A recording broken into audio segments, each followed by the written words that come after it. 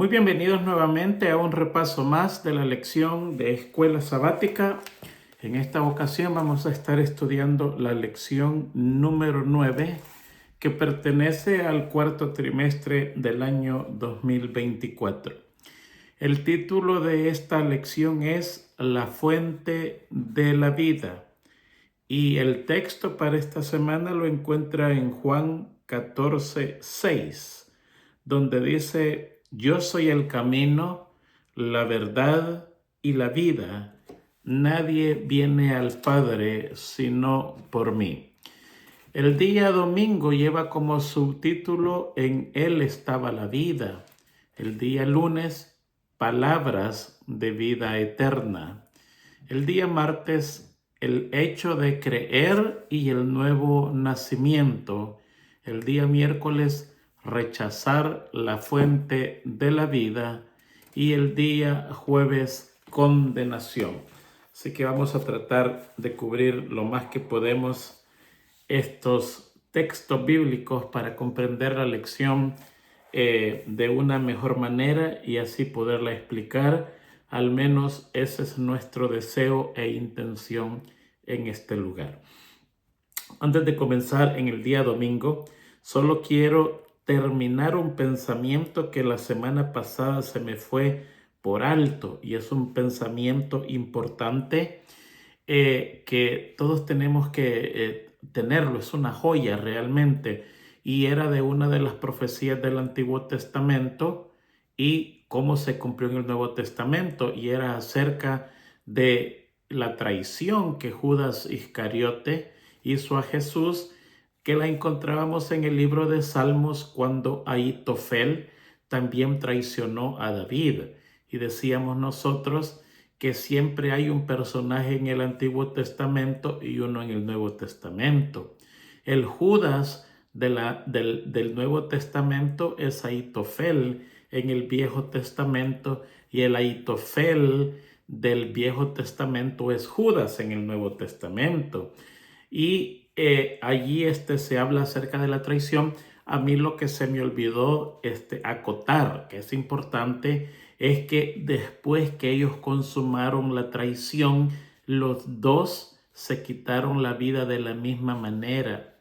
Cuando Ahitofel vio que Husai había ganado el consejo, se molestó de una manera. Dice la Biblia que fue a su casa, arregló su casa, la puso en orden y se colgó. Lo mismo le pasa al Ahitofel del Nuevo Testamento, que es Judas. Después que vendió a Jesús, él fue y se colgó de un árbol también, muriendo los dos de la misma manera.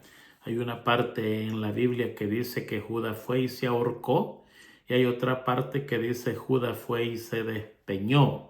El espíritu de profecía explica eso, que cuando el primer testigo pasa, lo ve en el árbol, colgando de un árbol, ahorcado, pero el cuerpo de Judas era corpulento y pesado, rompió de donde colgaba y se despeñó. Cuando pasa el segundo testigo, no lo ve colgado, sino que lo ve en el barranco, despeñado, con sus entrañas rotas, abiertas, y los perros lo consumían.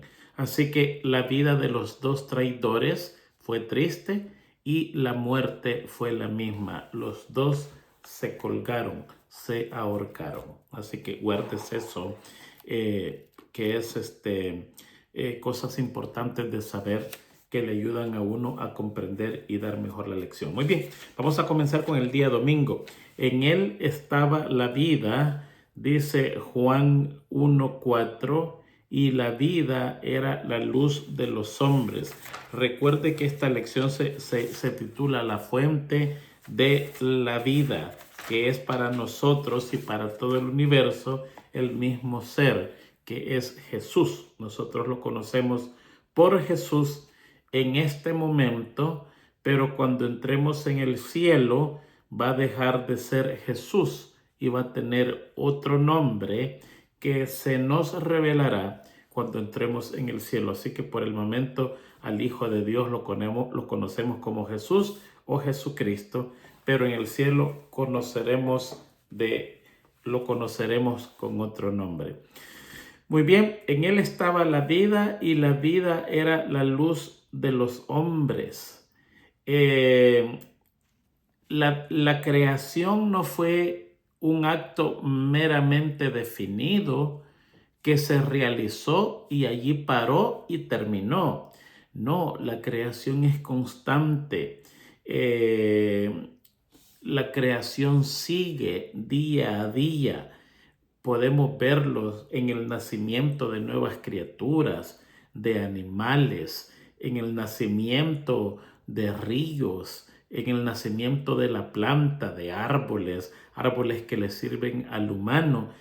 Y en el principio en él estaba la vida, y la vida era la luz de los hombres. Él dio todo lo que en este mundo existe. Dio al hombre no solo vida, sino que le dio luz. Pero aquí está hablando no tan solamente de la luz física. La luz del sol nos permite a nosotros discernir las formas, la distancia, la magnitud y la relación de los objetos. La luz del sol nos evita las perplejidades, los peligros, que es el resultado de una oscuridad. Con la luz nosotros vemos aquellas cosas que en la oscuridad no las podemos ver. Con la luz la vemos con claridad. Pero no es solamente esa luz, sino que dice aquí que en él estaba la vida y la vida era la luz de los hombres. ¿Cómo puede traducirse que la vida era la luz en los hombres? Bueno, porque ahí hay muchas cosas más. La luz es algo hermoso, completamente hermoso para el humano, pero cuando habla de la luz de los hombres, está hablando de muchas otras cosas más, como el conocimiento, la integridad, la inteligencia, la sumisión voluntaria a Dios, el amor a Dios y a sus semejantes, la sabiduría, la pureza, el santo gozo y la felicidad racional. Eso, entre otras cosas, es la luz de los hombres. Nosotros los humanos somos diferentes a los animales. Por supuesto que sí. Pero ¿en qué somos diferentes? En que tenemos razón. Nosotros razonamos, tenemos todas esas cosas que giran y le pertenecen a la razón. Y en ellos está lo que acabamos de mencionar: la pureza, el gozo, la integridad, la inteligencia, la sumisión, el amor. Todo eso gira alrededor. Los animales no. Los animales actúan por raciocinio. Si ellos escuchan un ruido, ellos corren para cualquier lado y después de correr se dan cuenta de dónde venía el ruido, si es que se dan cuenta. Pero ellos actúan así, nosotros no. Nosotros escuchamos un ruido e inmediatamente tratamos de saber de dónde viene el ruido, qué es el ruido, por qué es el ruido, quién provocó el ruido y para qué es el ruido. ¿Sí? La diferencia entre el raciocinio y el instinto animal. Y la Biblia dice que en el principio todo esto estaba la vida en Jesús, y la vida también era la luz de los hombres. Hay que entender aquí que antes que el hombre fuera creado, las dos cosas existían. O sea, cuando el Espíritu Santo vino a esta tierra, era una total oscuridad. El hombre no existía. Cuando Jesús, el Padre y el Espíritu Santo comenzaron la creación de la tierra, hicieron desaparecer la oscuridad y lo primero que crearon fue la luz. Fíjese que no crearon el sol y la luna. No, eso fue hasta el cuarto día. Ellos crearon la luz en el primer día y el planeta Tierra se iluminó. Desapareció las tinieblas y vino a tener luz. Ah, entonces para Dios no es necesario el sol o la luna. Para nosotros Él lo dejó para que la luna se enseñoreara de noche y el sol de día. Pero Dios aquí no es que está creando el sol y la luna en el primer día. Él sencillamente está creando la luz en el primer día. Por lo tanto, la luz y la oscuridad existieron antes que el hombre existiera. La segunda parte del domingo habla y dice, ¿por qué vino Jesús a esta tierra? Y ahí hay varios versículos y es claro, no vamos a entrar en detalles, pero sí los vamos a mencionar. ¿Por qué vino Jesús a esta tierra? Juan 1:29 dice, al día siguiente Juan vio a Jesús que venía a él y dijo, he aquí el Cordero de Dios que quita el pecado del mundo, vino para perdonar. San Juan 3:16 dice, porque de tal manera amó Dios al mundo que ha dado a su Hijo unigénito, para que todo aquel que en él crea no se pierda, mas tenga vida eterna. Vino a perdonar y vino a dar vida eterna. San Juan 6:40 dice, y esta es la voluntad del que me envió, que todo aquel que ve al Hijo y cree en él tenga vida eterna, y yo le resucitaré en el día postrero. Perdón, vida eterna, resurrección. Juan 6:68 dice, respondiéndoles, Juan 6:40, con eso nos quedamos. Entonces, ¿para qué vino Jesucristo a esta tierra? Para perdonar al hombre, para darle vida eterna y por supuesto para darle resurrección.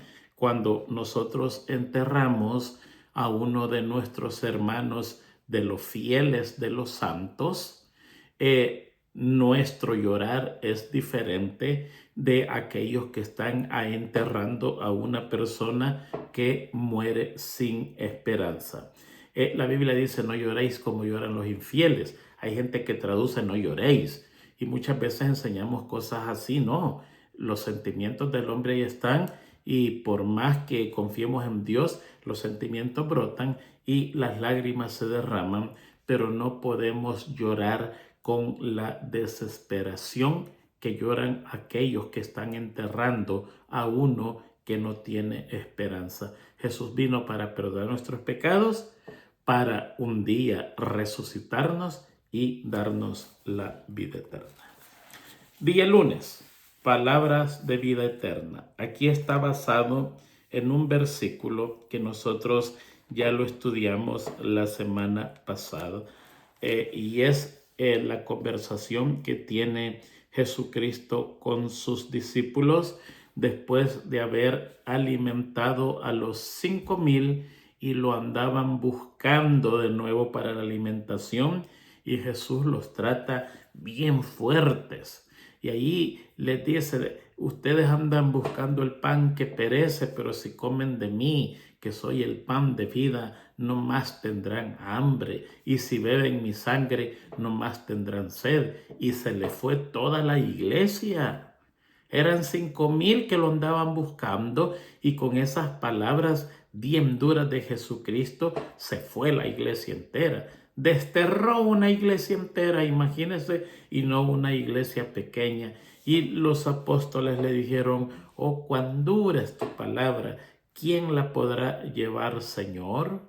Rompe el alma, destroza por dentro. Y Jesucristo les dijo, ¿quieren irse ustedes también? Pueden irse. Es que usted llega a la iglesia gratuitamente. Usted no llega forzado, usted llega por su propia voluntad.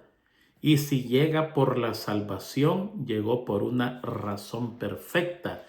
Pero si no llega por la salvación y anda buscando un pedazo de pan, un pedazo de cariño, anda buscando algo que no sea la salvación, mostrar lo que usted tiene, lucirse, qué sé yo, entonces usted así como llegó, así va a salir. Voluntariamente llegó, voluntariamente va a salir.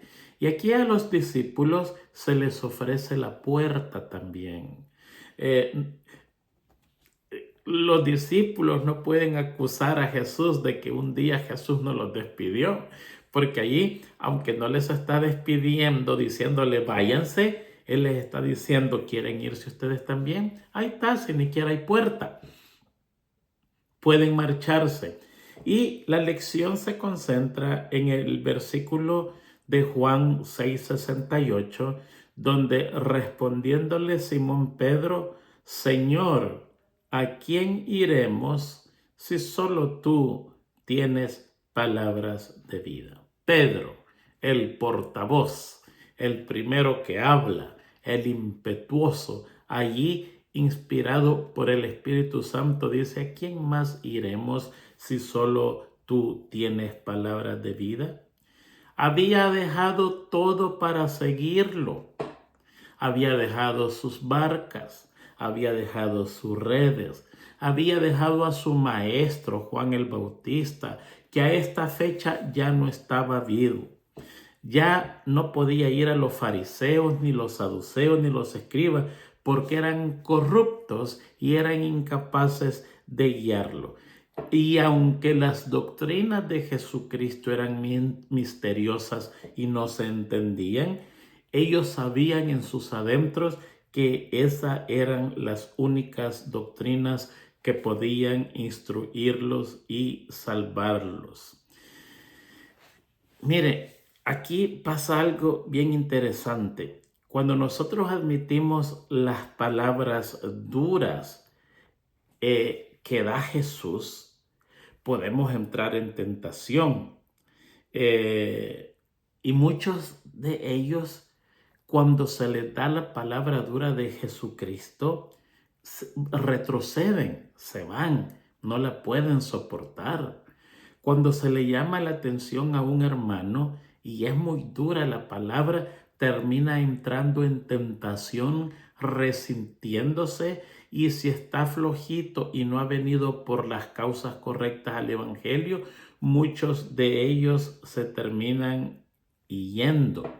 Cuando nosotros tenemos el corazón corrupto y malvado, cualquier cosa que se nos hable duramente de la palabra da una ocasión para sentirse ofendido, y cuando nos vamos no hay mejor consuelo que ese, irnos porque fuimos ofendidos. Y aquí Pedro le dice, ¿a quién iremos? Tenían una convicción plena de que Jesús era el Mesías y que solo Él podía salvarlos.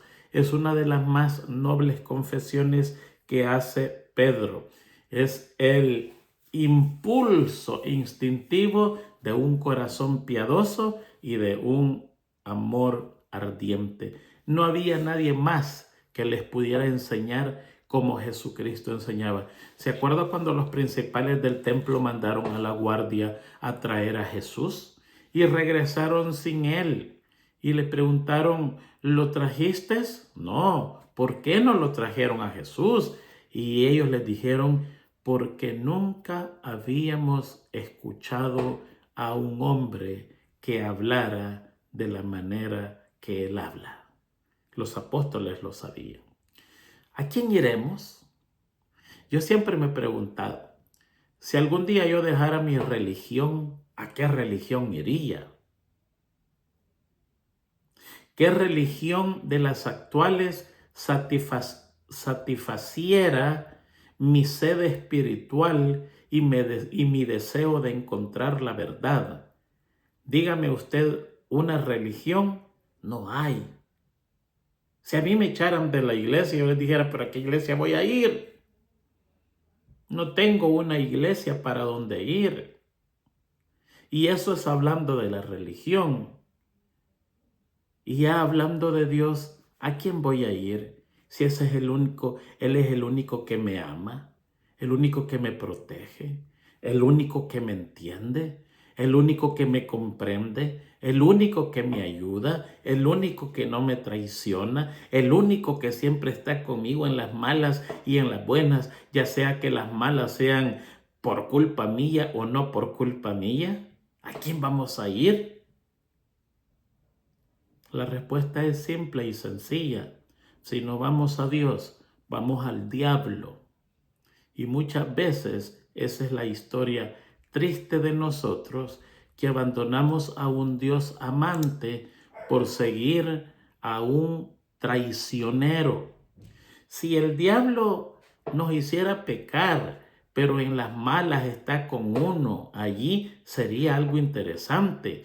Pero es tan traicionero que lo hace pecar a uno, que cuando uno peca, se presenta ante el Padre y le dice: mira, ese es tu hijo, el inservible, el que tú tanto amas y quieres, no sirve para nada. Yo aquí vengo a pedirte y a cobrarte la vida de él.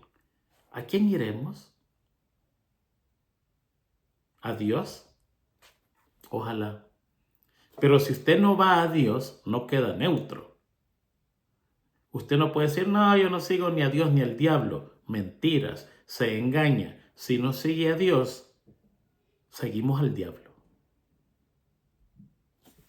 Día martes. Fuerte la lección, ¿verdad? Pero así es, hermano. Está basado en Juan 1, 12 y 13. Vamos a leerlo. ¿Qué es lo que está pasando acá? El hecho de creer y el nuevo nacimiento. Dice Juan 1:12: mas a todos los que le recibieron, vamos a leerlo de nuevo, mas a todos los que le recibieron, a los que creen en su nombre, les dio potestad de ser hechos hijos de Dios, los cuales no son engendrados de sangre, ni de voluntad de carne, ni de voluntad de varón, sino de Dios. Muy bien. La nación judía rechazó a Jesús como nación. Y a pesar que los rechazaron como nación, hubo unos individuos que los aceptaron. No solo individuos de esa nación, sino que muchos individuos de otras naciones.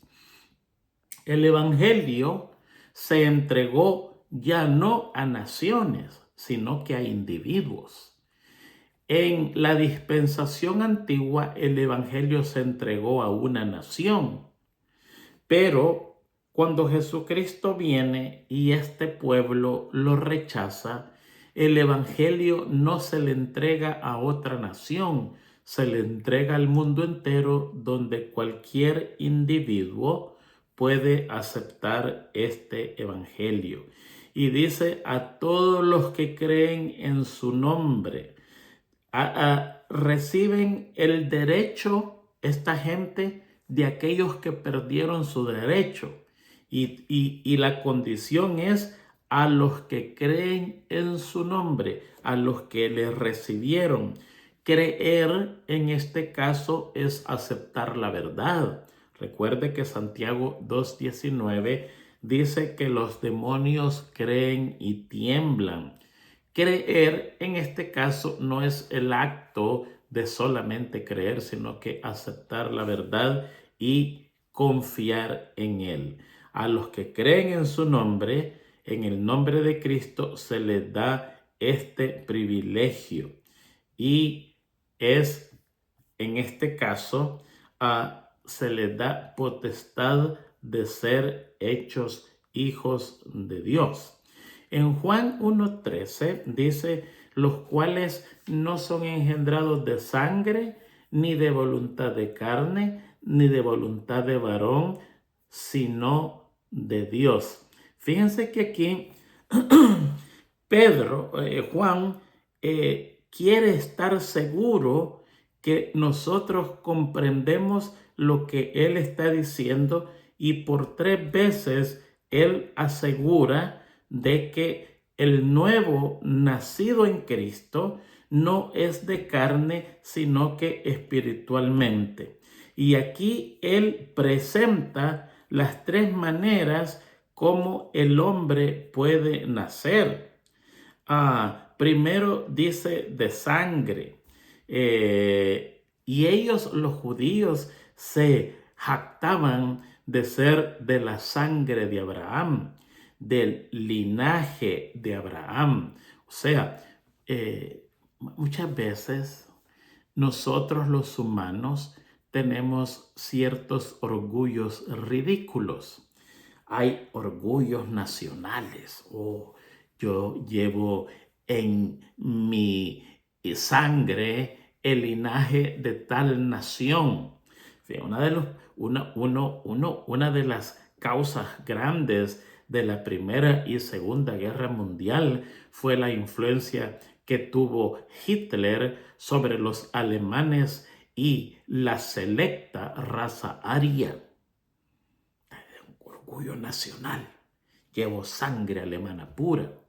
Llevo sangre judía pura. Yo vengo de la descendencia de Abraham directamente. Mi sangre es judía. Y así encontramos en el mundo que casi todos tienen orgullo de su sangre. Yo soy del linaje de cualquier país. Póngale cualquier país para no estar mencionando nombres ni creyendo que estamos ofendiendo gente. Y encontramos nosotros, en nuestro caso en América Latina, que a pesar que todos somos hispanos, hablantes, hablamos el español, tenemos diferencias terribles de nacionalidad. Hay países que se creen superior a otros, muy superior. No, yo soy de este país y posiblemente yo valgo más. Y eso lo transmitimos en la familia, en la sociedad, en el trabajo y lo más triste, en la iglesia. En la iglesia encontramos hermanitos que porque son de esta sangre o de este color o de este país, se creen unos grandes caraballos, hijos de reyes y de sangre real y toda esa cosa. Pues estos no son hijos de Dios. Porque aquí dice, los cuales no son engendrados de sangre, ni de la voluntad de la carne, ni de la voluntad del varón, sino que la voluntad de Dios. Estos son aquellos que han recibido a Jesús, los que creen en su nombre. Y cuando usted cree en su nombre, se le da a usted ciertas reglas que en Cristo no hay ni judío, ni griego, ni blanco, ni negro, ni pobre, ni rico, ni alto, ni bajo, ni guapo, ni feo, ni letrado e ignorante. A los ojos de Dios, todos somos iguales.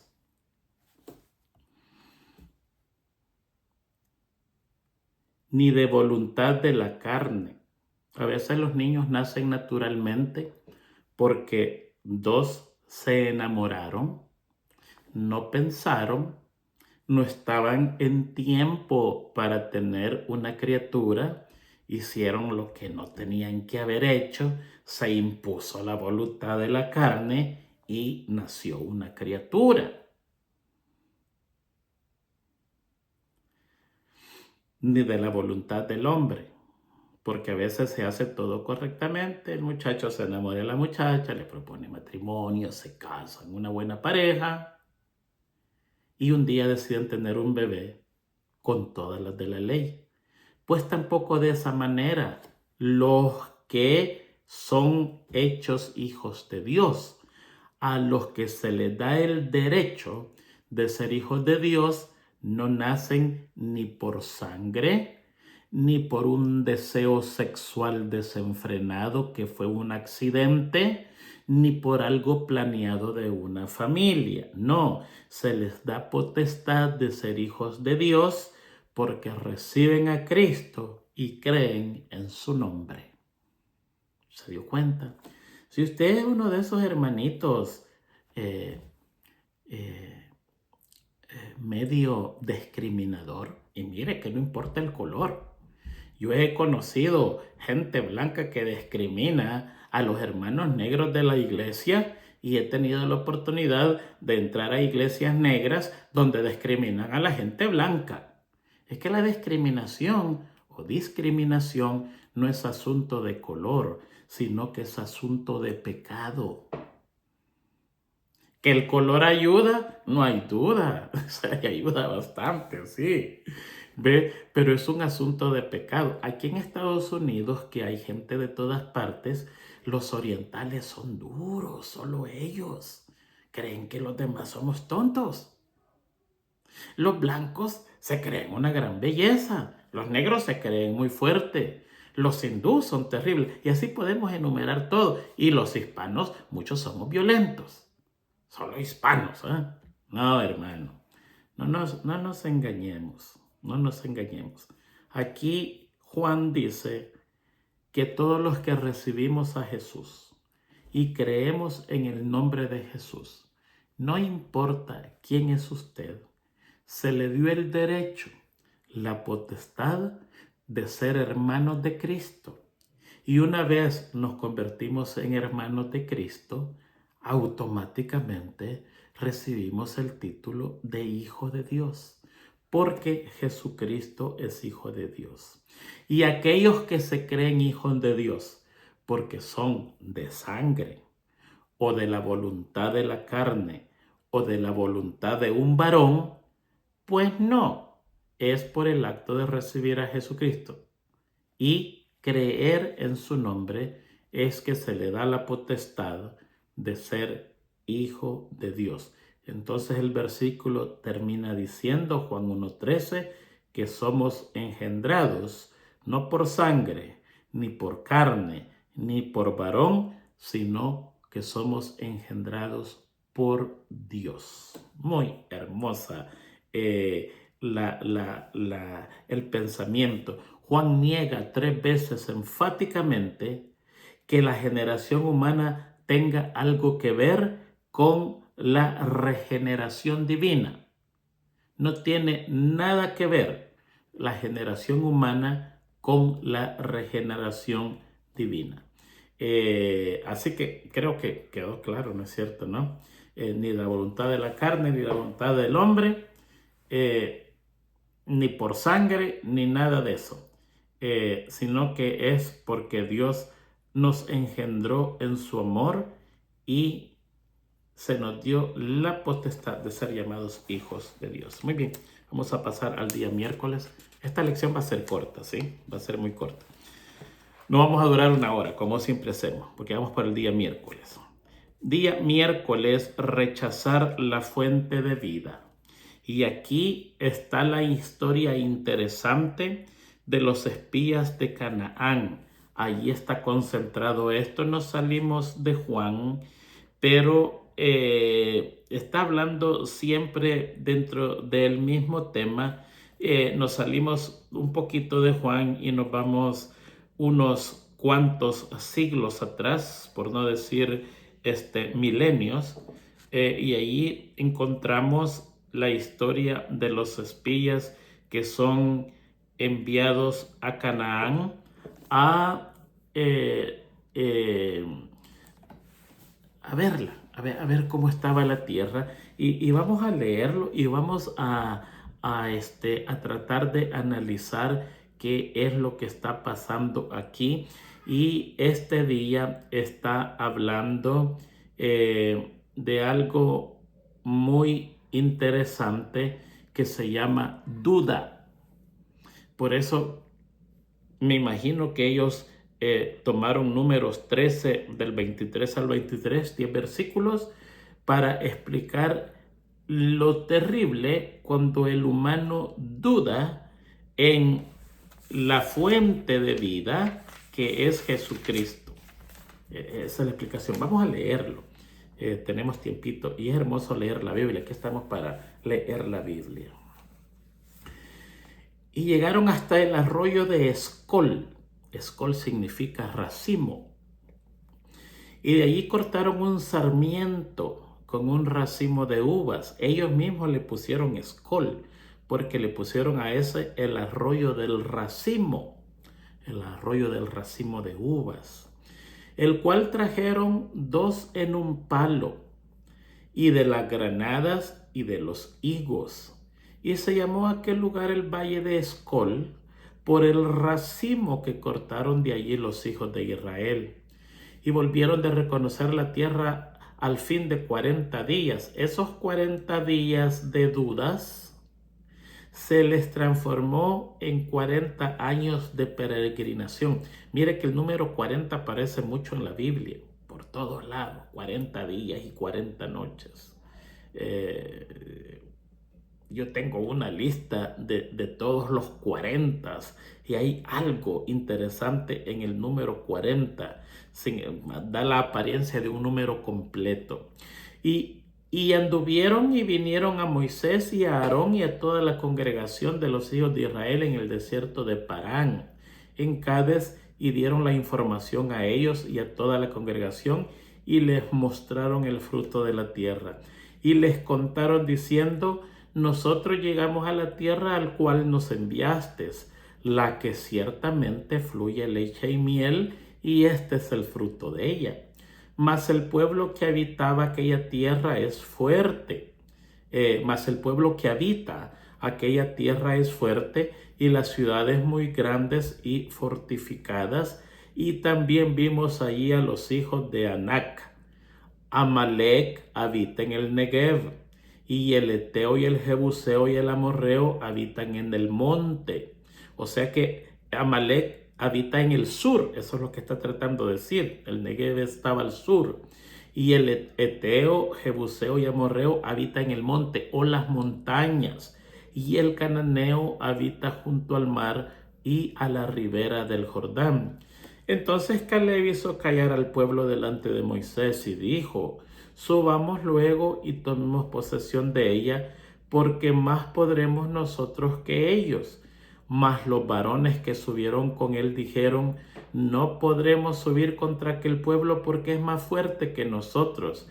Y hablaron mal entre los hijos de Israel de la tierra que habían reconocido, diciendo: la tierra por donde pasamos para reconocerla es tierra que traga a sus moradores, y todo el pueblo que vimos en medio de ellos son hombres de grande estatura.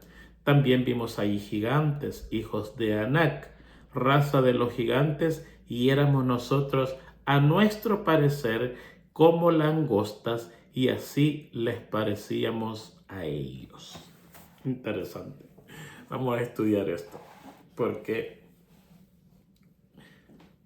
es muy interesante que están diciendo la verdad, pero la verdad la están exagerando para causar desaliento y duda.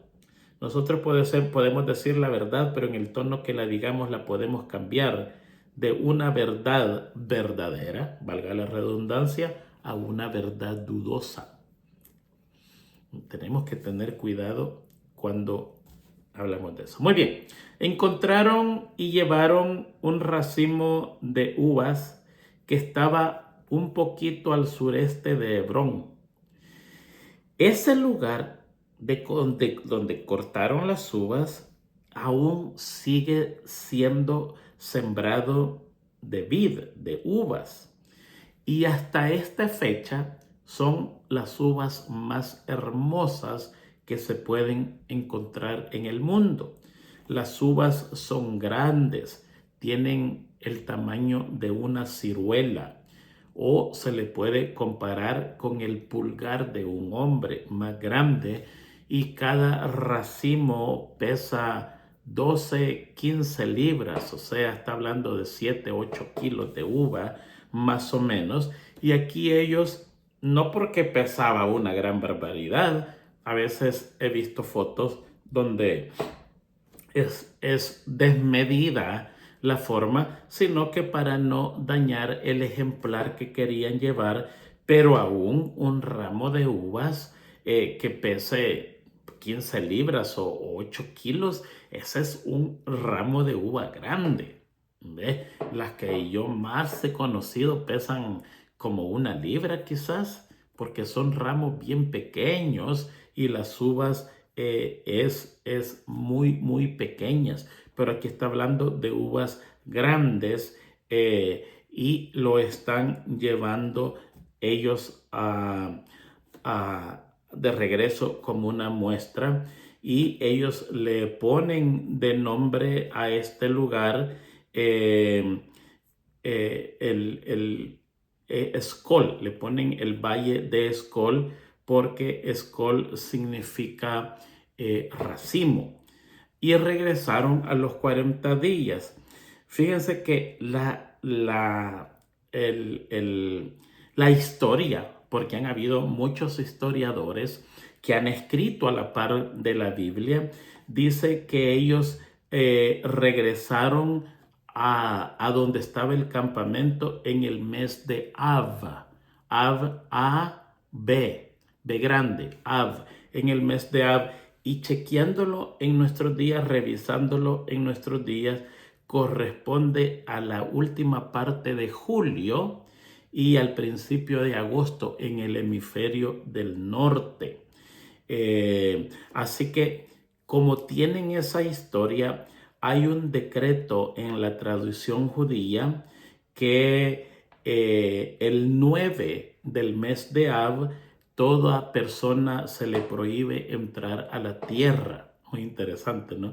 Y eso está basado, según dicen ellos, yo les digo lo que ellos dicen, yo no sé, según lo que dice la historia, el día que esta gente fue a la tierra a reconocerla y regresó. Entonces el 9 de Av se prohíbe a los padres judíos entrar a la tierra, a los viñedos, a los campos y todo eso. Y le contaron diciendo: nosotros llegamos a la tierra a la cual nos enviaste, que ciertamente fluye leche y miel, y este es su fruto. Fíjense que aquí hay una discrepancia interesante, porque están hablando de una tierra que fluye leche y miel, pero están llevando un fruto que es diferente a la leche y la miel. Ellos le dicen: nos enviaste a la tierra que fluye leche y miel, y este es su fruto. Una uva no tiene nada que ver con la leche y la miel. Posiblemente era un sentido literal, no en un sentido literal, pero en un sentido de las bondades de la tierra que tenían y la fertilidad que allí había, porque leche y miel no tiene nada que ver con uvas. Ahora, antes, en el tiempo antiguo, el dios del vino, fíjense bien, se llamaba, o se llama, porque hay gente que todavía lo sigue venerando, se llama Baco. Baco, B grande A-C-O, Baco. Y cuando los poetas describen a Baco, que es el dios del vino, no solo tiene una fuente de vino, sino que es acompañada por ríos de leches y flujos de miel. O sea que hay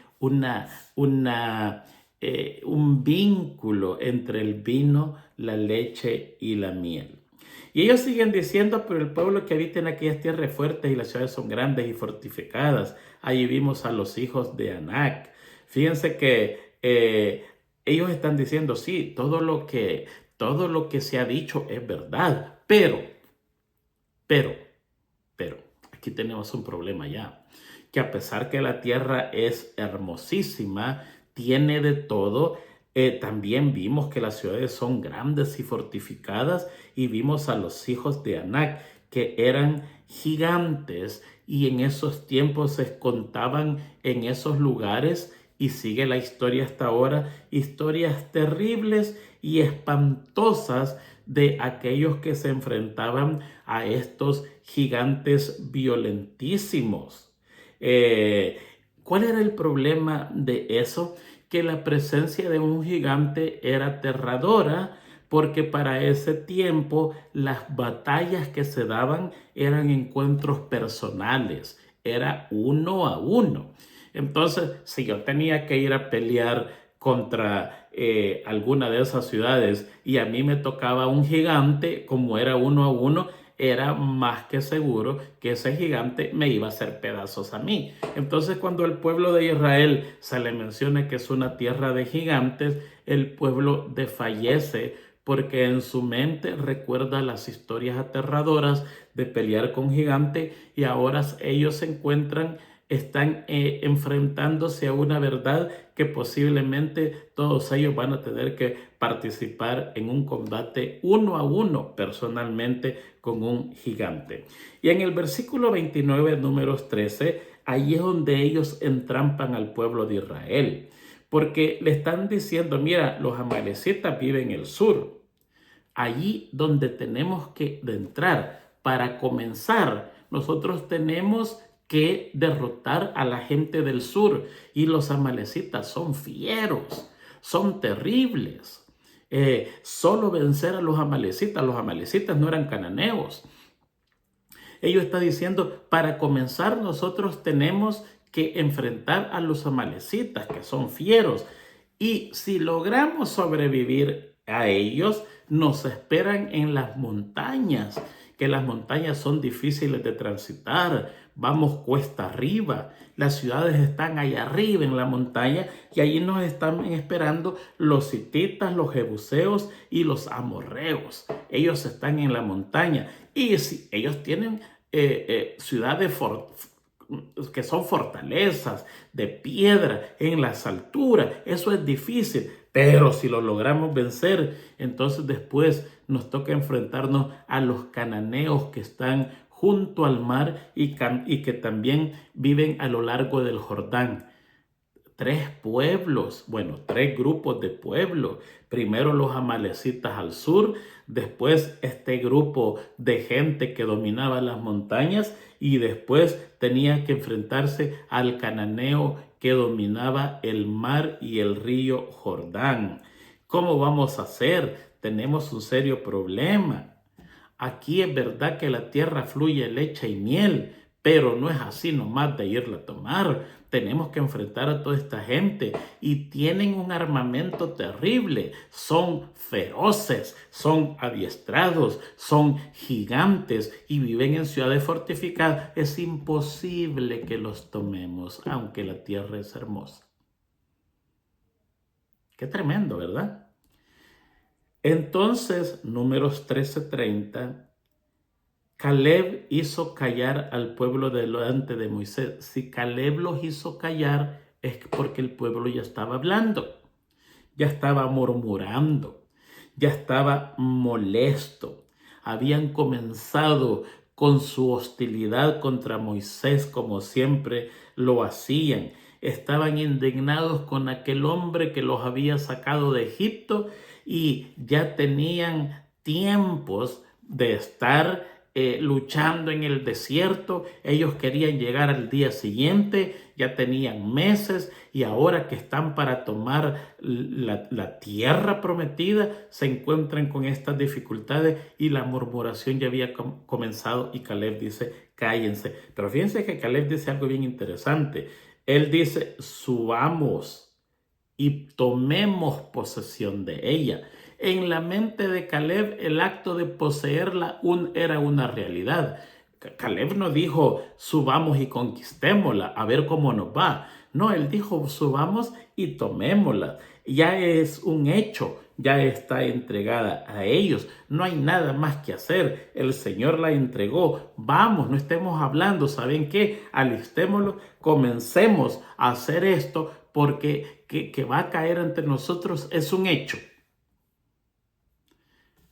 13:31. Pero los hombres que subieron con él dijeron, no podremos subir contra aquel pueblo, porque es más fuerte que nosotros. Fíjense que allí en ese momento, usted está hablando alrededor de 5 millones de israelitas que salieron de Egipto. Ningún pueblo, por grande que fuera, metido en una ciudad, era más fuerte que ellos. No lo eran. Está hablando de una barbaridad de hombres. Imagínense que de esos 5 millones, solo 2 millones eran hombres y el resto mujeres y niños. Imagínense que solo era 1 millón. 1 millón de hombres es una barbaridad para una ciudad. Una ciudad amurallada, ¿cuántos puede tener? 50,000, 60,000, 100,000. 100,000 es mucho para una ciudad, pero póngale así, usted está hablando que nadie iba a tener más fuerza que ellos. Ellos dijeron, no podemos subir contra aquel pueblo porque es más fuerte que nosotros. Para ellos, una ciudad fortificada, amurallada, era algo insuperable. Estaban ignorando todo. La presencia de los gigantes era aterradora. Había que pelear cuerpo a cuerpo con cada uno de ellos. No era el número, no. No eran más fuertes que ellos, no. Dios iba a destruirlos como destruyó Jericó. Pero aquí ellos están poniendo duda en lo que Dios ha dicho que se tiene que hacer.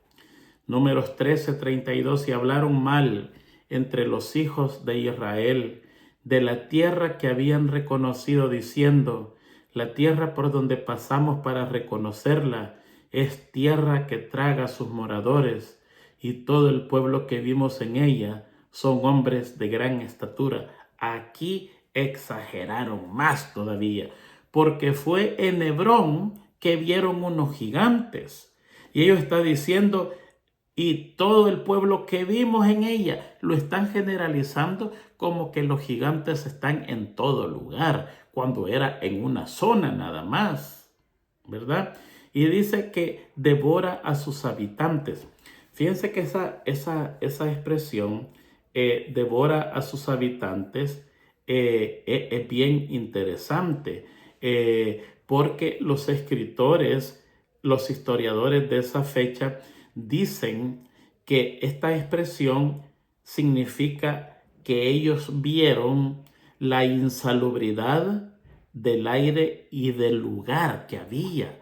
El ambiente no era sano porque habían muchos funerales. Entonces ellos dicen, no, esta tierra devora a sus habitantes. Ese aire que hay allí de tantos funerales que se están llevando nos va a salir matando. Y en verdad la Biblia corrobora que habían funerales. Eso nosotros lo encontramos en Josué 24:12, porque Dios ya había comenzado a eliminar a esta gente. Josué 24:12 dice, no fueron ustedes quienes con sus espadas y arcos derrotaron a los 2 reyes amorreos. Fui yo, dice el Señor, quien por causa de ustedes envié avispas para que expulsaran de la tierra a sus enemigos. Ya había comenzado una matanza de Dios para esta gente, y cuando ellos llegan ven el resultado de una matanza, de una peste, de algo que les está sucediendo, y es Dios actuando ya por ellos. En vez de sentirse contentos, ellos dicen, no, esta tierra es mala, devora a sus habitantes, todos se mueren allí, están muriendo por miles. No, no están muriendo por miles porque la tierra es mala, están muriendo por miles porque Dios le está abriendo el camino. ¿Ve usted todo el problema de lo que hace la duda? La duda es fatal, fatalísima. Hay un dicho que dice, más vale un león al frente de 100 ovejas que una oveja al frente de 100 leones. Cuando hay un líder que duda, que tiene miedo, eso mismo le infunde a los demás y al final todos salen huyendo. Pero cuando hay un león que está enfrente, y las ovejas dicen, no, es un león, este va a luchar. Luchemos porque aunque sea nuestra mordida débil, algo vamos a hacer y entre todas le vamos a ayudar a nuestro león que viene enfrente.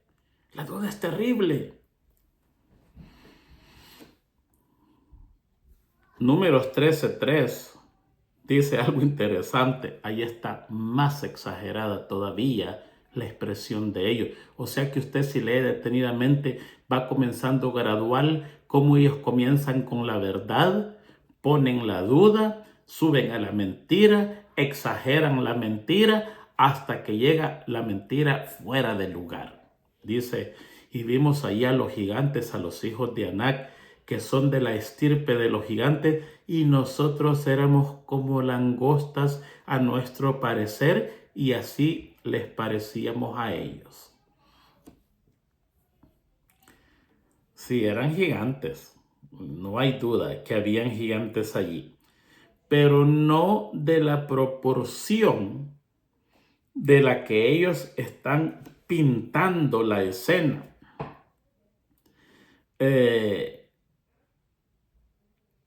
Se pasa, yo creyera de que dijeran ellos, miren, había un gigante y yo le llegaba a la rodilla a uno de ellos. Ahí es paz. Pero cuando ellos dicen que nosotros parecíamos langostas, éramos como langostas y así les parecíamos a ellos, usted está hablando de un gigante de verdad, de un gigante de que usted no es más alto que la suela de su zapato. Imagínese, o sea, no, ya cruzaron los límites de todo. Los hijos de Anac, fíjense, y ahí dicen ahí que ellos vieron a los hijos de Anac. Y si usted va a Números 13:22, ahí está la lista de los hijos de Anac, y Números 13:22 dice que eran tres hijos, y ellos están pintando eso. Déjeme ver si busco eso, porque se me perdió el texto que lo tenía. En Números 13:22 dice de la siguiente manera, si lo encuentro, dice: y subieron al Negev y vinieron a Hebrón. Allí estaban Ahimán, Sesaí y Talmai, hijos de Anac. Hebrón fue edificada 7 años antes de Zoán en Egipto. Entonces ellos están diciendo, ahí vimos a los hijos de Anac, como que eran cientos y miles, eran 3 nada más. ¿Ve? Y ahí estaba posiblemente su abuelo, que se llamaba Arba, de acuerdo a Josué 14:15, y éramos a nuestros propios ojos como saltamontes. Qué diminuto. Fíjense que allí hay un escritor, un historiador que se llama Harchi, y él escribe a la par de ellos también. O sea que la historia, nosotros tenemos que tener cuidado con la historia, porque no toda la historia es verdadera. La transmitimos para que usted sepa lo que ellos escribieron, ¿verdad?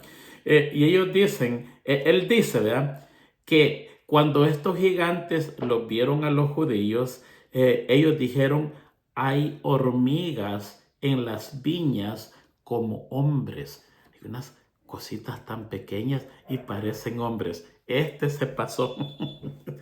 Se pasó. Porque una hormiga, usted se tiene que agachar en verdad para ver una hormiga y ponerse en el suelo y agacharse y va a encontrar una hormiguita. Ahora imagínese usted una hormiguita que tiene el tamaño de un hombre, o un hombre que tiene el tamaño de una hormiga. Se repasó, se ganó la medalla de oro, que era un historiador de esa fecha. Esta lección habla de lo que fue la duda. Se nos fue la hora. Perdón, yo creí que íbamos a terminar rápido. Nos falta solo el día jueves. Del mal que hace la duda. Rechazar la fuente de vida. La fuente de vida del día miércoles se comienza implantando la duda. Rechazar la fuente de vida. Todo comienza con la duda. ¿Será que esto es posible? ¿Será que... saber... Dios dice eso, pero nosotros lo que vemos es otra cosa, no es lo que Dios dice. Posiblemente Él ayuda a otros, pero a nosotros no nos ayuda. Dudas, terrible, la duda es terrible. No la practique, y si la practica, no se la entregue a otro, porque le va a terminar botando la fe. Y los que botan la fe, la esperanza es lo último en morir. La fe y la esperanza son primas hermanas, y lo único que a nosotros nunca nos debe morir es la fe y la esperanza. Muy bien, condenación. Aquí está basado en 2 versículos, solamente vamos a leer 2 versículos para terminar. El que en él cree no es condenado, pero el que no cree ya ha sido condenado porque no ha creído en el nombre del unigénito Hijo de Dios. Y esta es la condenación, que la luz vino al mundo y los hombres amaron más las tinieblas que la luz, porque sus obras eran malas. El que cree en él no es condenado. Fíjense que la palabra es realmente juzgado, pero como este juicio lleva a la condenación, la traducción es condenado. Y el que cree en él no es condenado por cuanto creyó. Fíjense, el que no cree en él ya ha sido condenado. Los incrédulos en verdad no tienen necesidad de ser sentenciados. Su incredulidad es su propia sentencia. O sea que ellos, al no creer, automáticamente se están sentenciando a muerte. ¿Sí me explico? No necesitan que se les enjuicie y se les sentencie. Con el acto de no creer, ellos mismos se dieron sentencia y se condenaron a muerte. Este texto de Juan 3 está hablando de la luz y de la oscuridad. Y está pasando una noche mientras Jesús está hablando en lo oscuro con un hombre llamado Nicodemo. Cuando usted estudia la vida nocturna de Jesús, usted encuentra que posiblemente hizo más trabajo de noche que la vida diurna, que de día. La vida nocturna de Jesús está llena de enseñanzas profundas para nosotros. Y en una noche de esas aparece Nicodemo buscando a Jesús. Escogió su tiempo y escogió la oscuridad. Vino buscando a Jesús en lo oscuro.